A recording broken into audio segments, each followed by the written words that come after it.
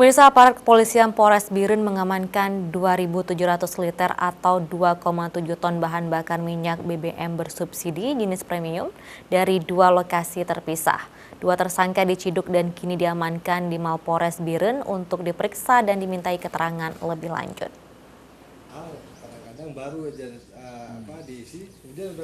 Bermula dari keluhan masyarakat dengan kelangkaan minyak bersubsidi di Kabupaten Biren, kemudian pihak kepolisian Polres Biren menelusuri soal kelangkaan bahan bakar minyak tersebut.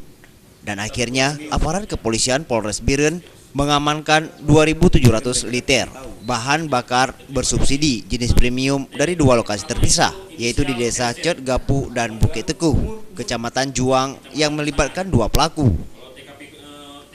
Berdasarkan hasil penyelidikan tersebut, ditemukan gudang penimbunan minyak bersubsidi jenis premium. Di Desa Cot Gapu ada 30 jerigen BBM bersubsidi jenis premium dan 6 jerigen kosong bekas premium.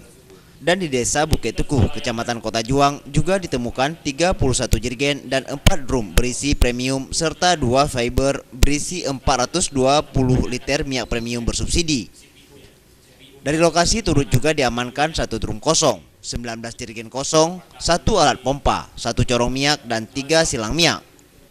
Kasat Reskrim Polres Biren, Ibtu Rizky Adrian, dari dua lokasi penimbunan BBM tersebut juga diciduk dua tersangka, yaitu warga Desa Pantai Pesangan, Kecamatan Jangka, Kabupaten Biren, dan warga Desa Bukit Teguh, Kecamatan Kota Juang, Kabupaten Biren.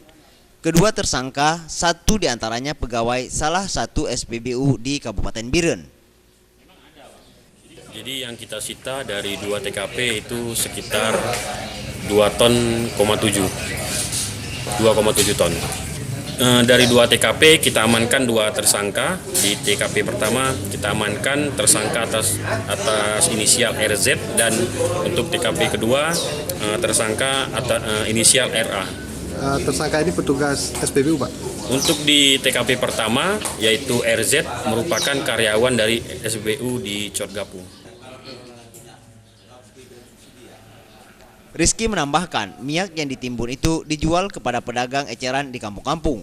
Kedua tersangka akan dijerat dengan pasal 53 huruf C dan D junto pasal 55 Undang-Undang Nomor 22 Tahun 2001 tentang minyak dan gas bumi dengan ancaman hukuman paling lama 6 tahun penjara dan denda paling tinggi 60 miliar rupiah.